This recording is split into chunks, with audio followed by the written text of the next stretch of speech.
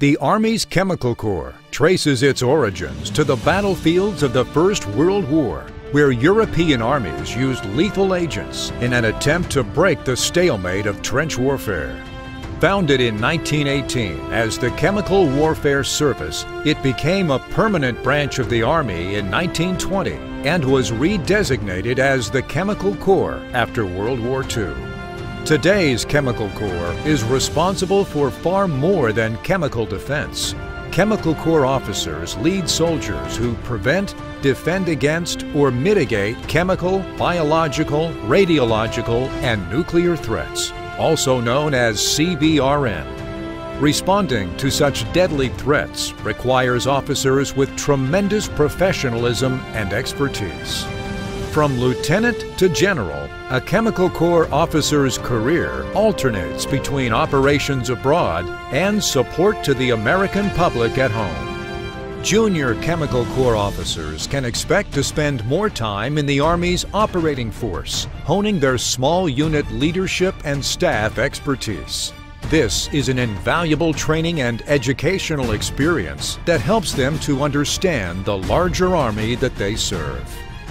As they approach mid-career, Chemical Corps officers are afforded opportunities to pursue graduate education and develop expertise, suiting them for leadership in either operating force or generating force assignments, training and educating soldiers and leaders across the Army, as well as collaborating with and training the other services, departments, and law enforcement agencies.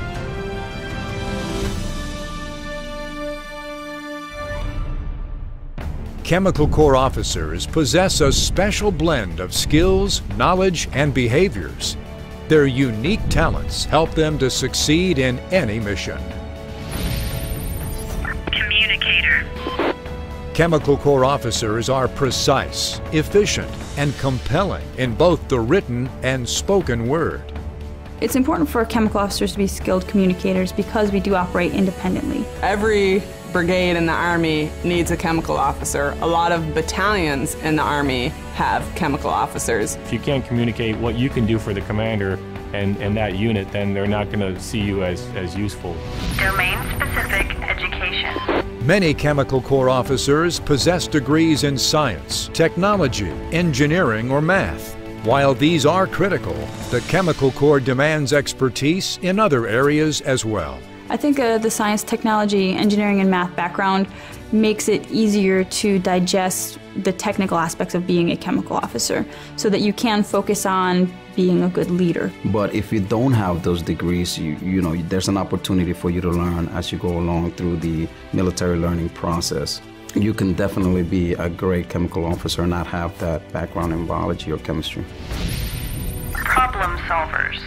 Chemical Corps officers routinely use a mix of established practices and new unorthodox solutions to meeting complex threats and challenges. The Chem Corps needs problem solvers because you may not get the entire story. You may get pieces of that story. So you have to be able to put all of those pieces together and solve that problem. We have to, continually keep learning and adapt to what the situation, what's going on in the world. There's no real book answer at times to the issues that we might face.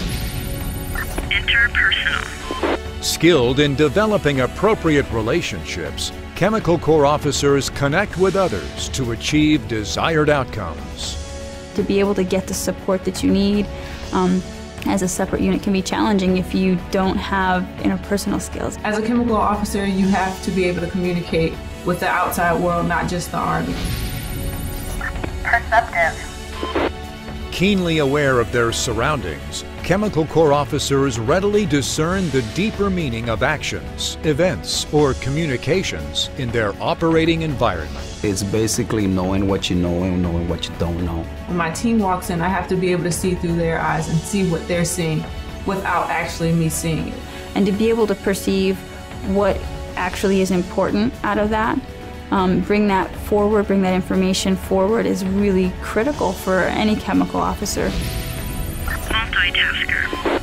Able to prioritize multiple challenges, Chemical Corps officers effectively respond to simultaneous demands. Being a multitasker is very critical as a chemical officer. You're going to have to be able to hit your maintenance, you're going to have to be able to hit the commander's intent, you're going to have to hit all of your moving forward training events that are coming up. You have to be able to do all of that at one time.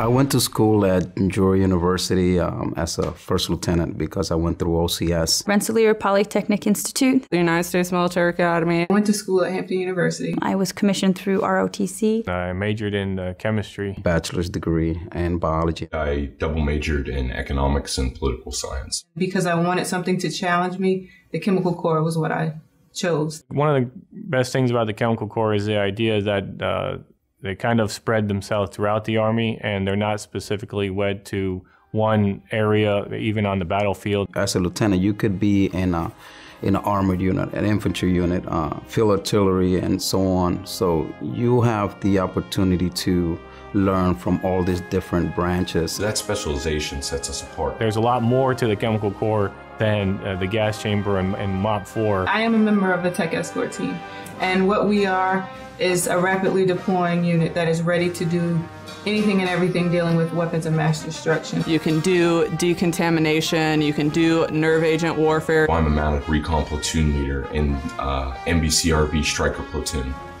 My vehicles are basically rolling laboratories, but also I have to be able to maneuver them, protect them. You can make a difference as a chemical soldier.